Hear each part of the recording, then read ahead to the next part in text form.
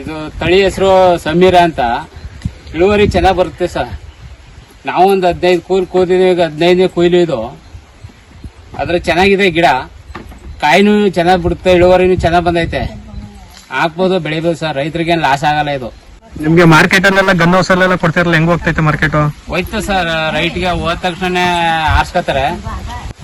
ಗಿಡದ ಬೆಳವಣಿಗೆ ಎಲ್ಲ ಹೆಂಗಿದೆ? ಚೆನ್ನಾಗಿದೆ ಸರ್, ಗಿಡದ್ದೇನು ತೊಂದರೆ ಏನಿಲ್ಲ. ಗಿಡ ಚೆನ್ನಾಗಿದೆ, ಕಾಯಿನೂ ಇಳುವರಿನೂ ಚೆನ್ನಾಗಿ ಬಿಟ್ಟಿದೆ, ಕಲರು ಚೆನ್ನಾಗಿದೆ, ಮಾಡ್ಬೋದು. ತುಂಬಾ ಖುಷಿಯಾಗಿರಂಗಿದ್ದೀರಾ ಈ ಟೊಮೆಟೊ ತಳಿನ? ಖುಷಿಯಾಗಿರಂಗಿದ್ದೀರಾ ಸರ್? ಫುಲ್ ಖುಷಿ ಇದೆ ಸರ್, ಅದ್ರಲ್ಲೇ ಸಮಸ್ಯೆ ಏನಿದೆ. ಜಾಸ್ತಿ ಇನ್ವೆಸ್ಟ್ ಮಾಡ್ಬೇಕು, ಖರ್ಚು ಮಾಡ್ಬೇಕು, ರೈತರು ಹೆದರ್ತಾರೆ. ಏನಿಲ್ಲ ಸರ್, ಏನ್ ಖರ್ಚು ಏನು ಇಲ್ಲ. ನಾನು ಒಂದ್ 30 ಕುಂಟೆ ಹಾಕಿದೀನಿ, ಒಂದ್ 80,000 ರೂಪಾಯಿ ಖರ್ಚಾಗಿದೆ.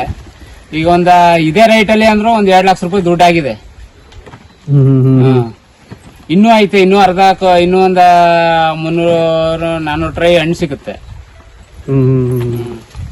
ಸರಿ ಅಣ್ಣ, ಸರಿ, ಥ್ಯಾಂಕ್ ಯು.